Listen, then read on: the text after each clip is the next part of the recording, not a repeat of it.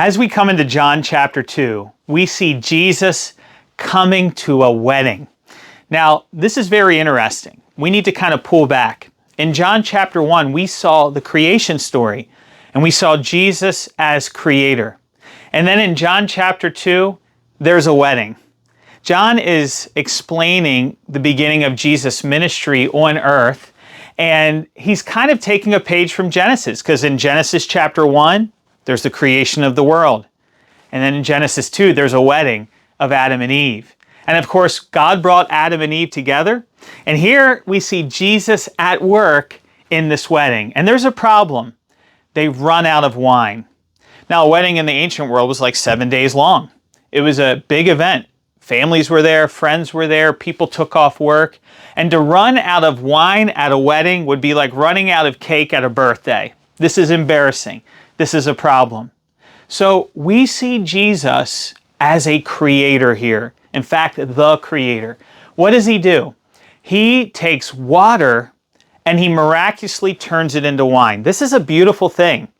You see, when Jesus turns the water into wine, he doesn't use fruit.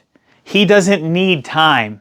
He can just speak the word and everything transforms, which is exactly what he does with our lives. This is a miracle, what C.S. Lewis called a miracle of new creation.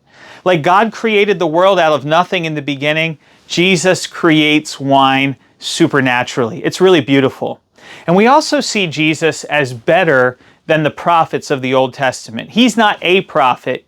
He is eternal God. When he speaks, God is speaking.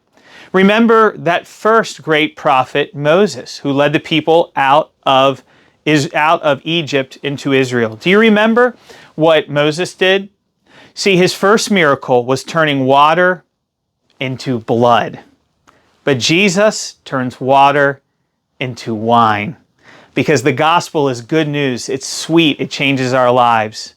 And then, of course, the last miracle of Moses, the last plague, was the death of the firstborn. And that's exactly where we're going to be going in this book. Jesus lays his life down as the eternal Son of God. At the end of this chapter, we see Jesus cleansing the temple, and he says that my Father's house is supposed to be a house of prayer. It's a warning to us. We need to check our lives. Are we worshiping God God's way or our way? Are we trying to manipulate and use God, or is God changing us? I can't wait to see you in chapter 3 as we see Jesus' encounter with a very religious man named Nicodemus.